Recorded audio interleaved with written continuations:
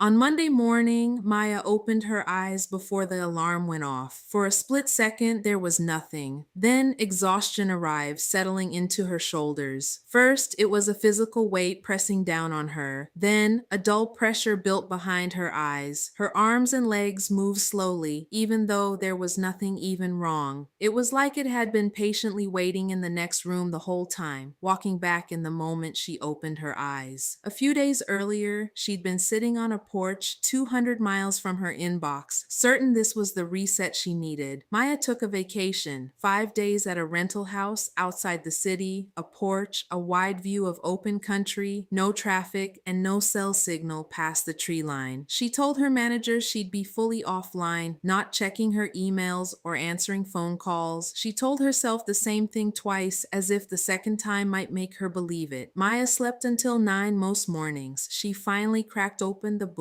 she'd bought 2 years ago and never touched. One morning, she let her coffee go cold on purpose just to see if she could sit still that long without reaching for her phone. By day 3, something in Maya's chest had gone quiet in a way she didn't recognize. This is it, she thought. This is the reset everyone keeps talking about. Maya got home Sunday evening, the porch light already lit by the time she pulled into the driveway. She unpacked slowly, folding each piece of clothing with more care than it needed, laying it flat on the bed the way you do when you're trying to hold on to something a little longer than it wants to stay. Now, lying in that same Monday morning quiet, Maya did the math, even though some part of her already knew the answer. 5 days off, 8 hours of sleep most nights. A vacation that had measurably worked for about 72 hours, and still she felt exactly the way she had before she left. Not knowing why sat heavier on her chest than the tiredness itself. If the trip had worked, why didn't it stay working? What was she doing wrong? She got up, showered, dressed, and moved through the motions on autopilot. The drive to work blurred into every other Monday drive she'd made before it. By the time she sat down at her desk, the question from that morning had already slipped to the back of her mind, tucked away with everything else she didn't have time for. At lunch, sitting across the table from her coworker Keith, Maya told him about the trip. "Okay, let me see the pictures," Keith said, already reaching for her phone before she'd even offered it. He scrolled for a second, then whistled low. "You're really out here living your best life, huh? Meanwhile, I haven't left this building in daylight in 2 weeks." "You say that every single week, Keith.